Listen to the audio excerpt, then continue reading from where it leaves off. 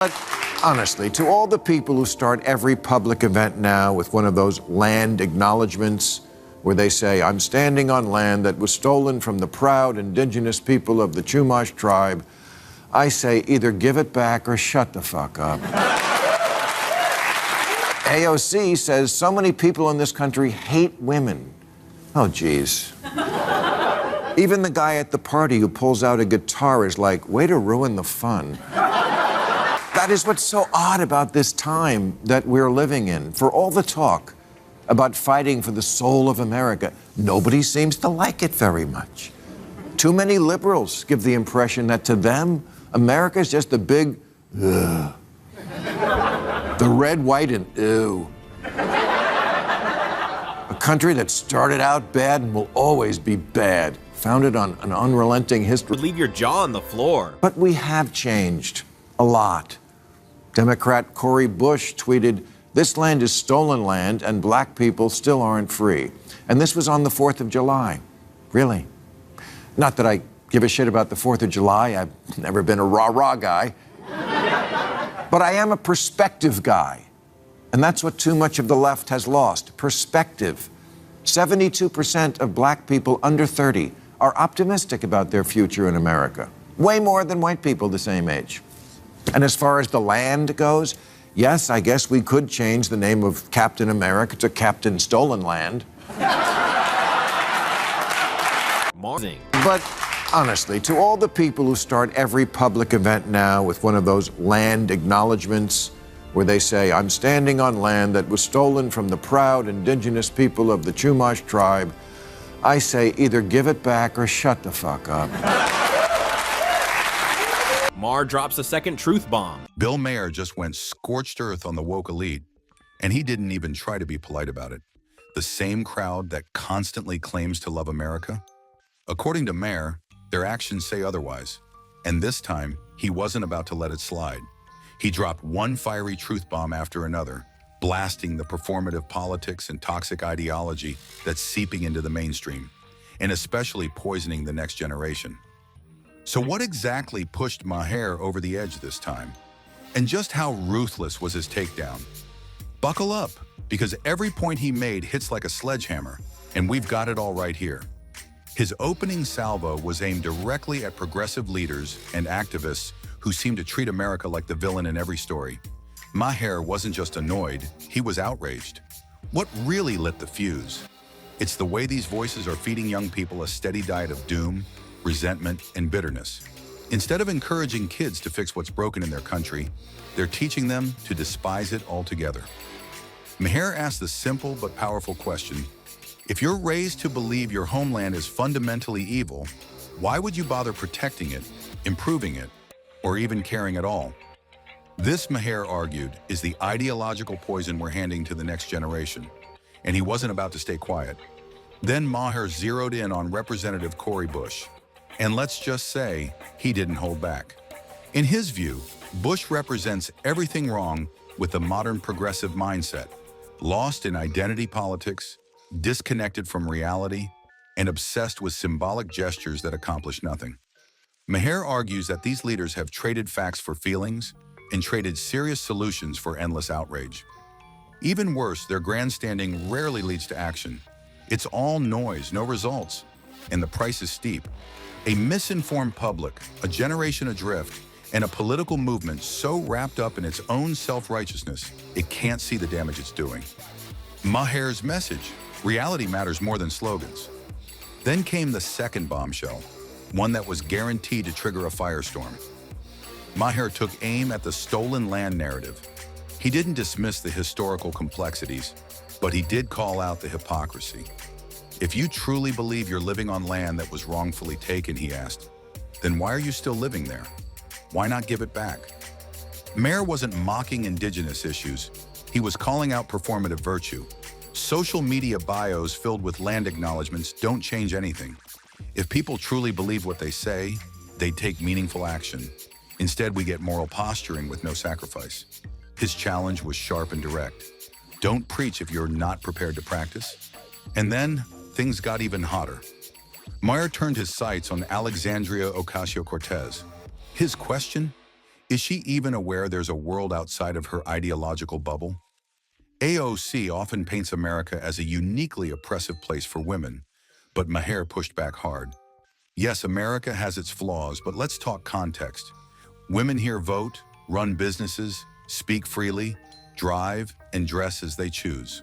Now contrast that with countries where women are beaten or arrested for showing their hair in public, or barred from leaving home without a male escort.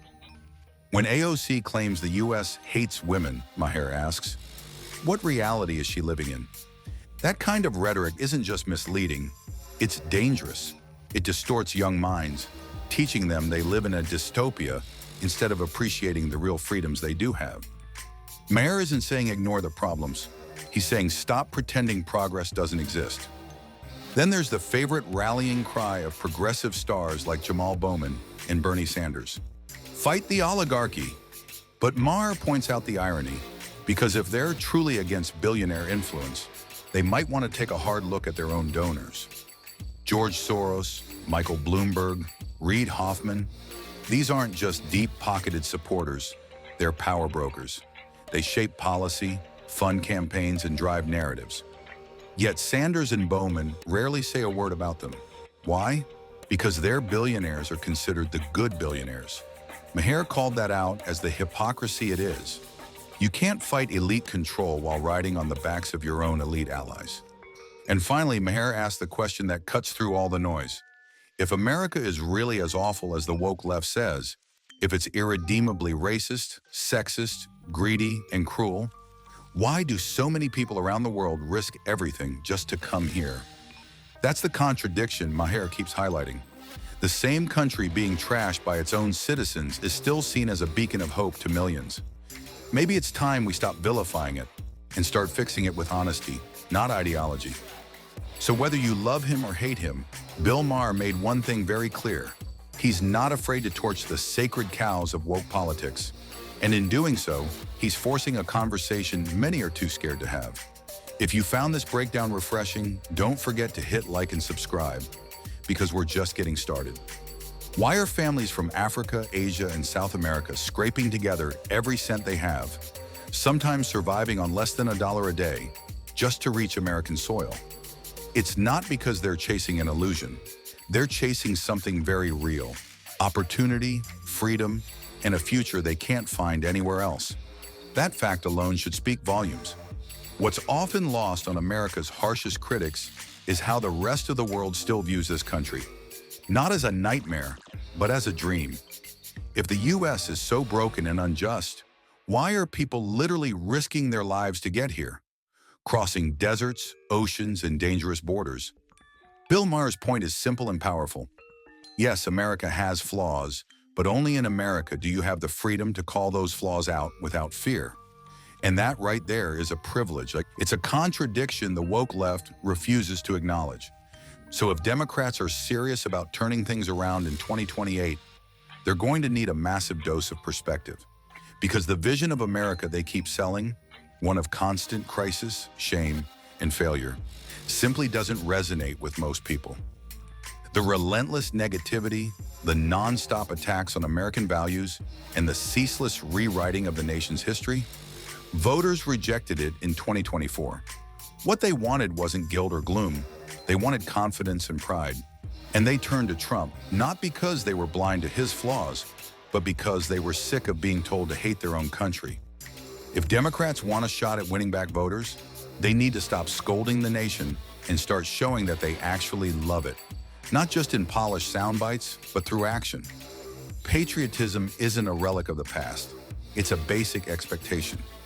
Americans want leaders who believe in the country's potential, not ones who spend all their time apologizing for it. The truth is, loving your country doesn't hold back progress. It creates the foundation for it. The left will only begin to earn back trust when they finally realize that. Then Maher turned his attention to a pundit on MSNBC who confidently declared that Kamala Harris just needed more time for voters to get to know her. But Maher wasn't buying that line, not even for a second.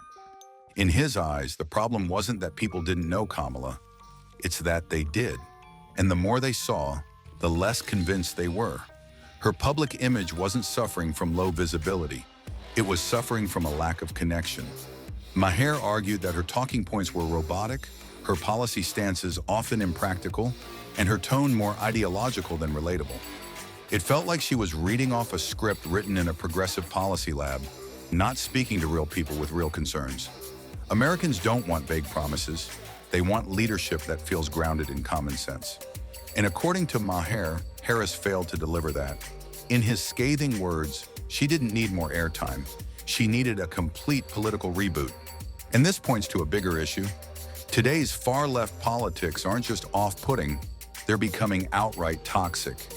What once started as a movement focused on fairness and inclusion has morphed into something far more rigid and joyless. Instead of lifting people up, it now polices thought, cancels dissent, and punishes even mild disagreements. And that's driving people away. Longtime liberals, comedians, academics, entertainers aren't suddenly becoming conservative. They're simply walking away from a movement they no longer recognize. The left they once defended, one built on free speech and open debate, has transformed into one that launches purity tests and moral crusades. Maher is just one of many calling this out, standing at the crossroads, warning that the left is losing not only voters, but its entire sense of identity. And people are bailing before the whole thing goes up in flames. That wraps up today's video. If you like this breakdown and want more content like it, don't forget to hit the like button and subscribe. Thanks for watching, and we'll see you next time.